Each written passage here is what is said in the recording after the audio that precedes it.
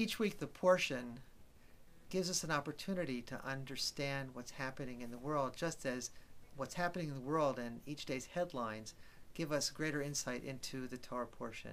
Sometimes that process is subtle, sometimes it's dramatic, as I think it is today, when we are preparing for Parshat Shalach Lecha, which describes the people of Israel wandering through the desert and the desire to scout out the land of Israel before they enter it.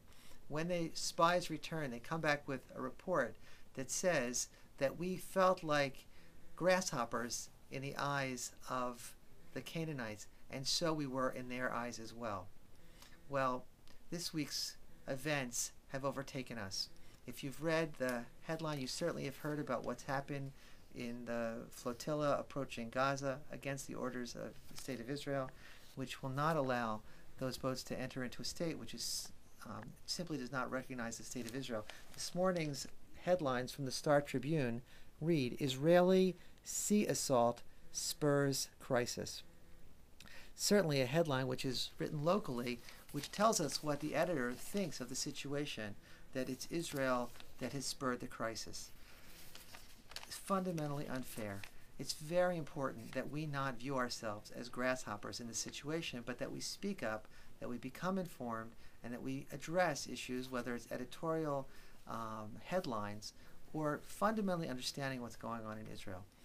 Attached to this video Devar Torah is the website of the Israel Project, which each day releases news of what's going on in Israel and gives us the best information so that we can be informed and speak intelligently about it.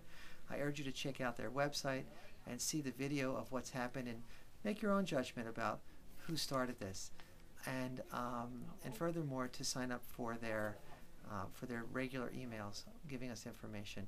This is a time when we cannot afford to see ourselves as grasshoppers in the eyes of the world, and to help them understand the ways in which we need to respond. And ultimately, the only thing that will address terrible tragedies such as the loss of life that occurred yesterday and the many people who were wounded is ultimately to continue to work for peace, a peace process which is sincere and has integrity. We pray, Adonai Oz li'amo yitain, may God give strength to God's people, Adonai yivarech et amo v'shalom. May God bless God's people with peace. Shabbat Shalom.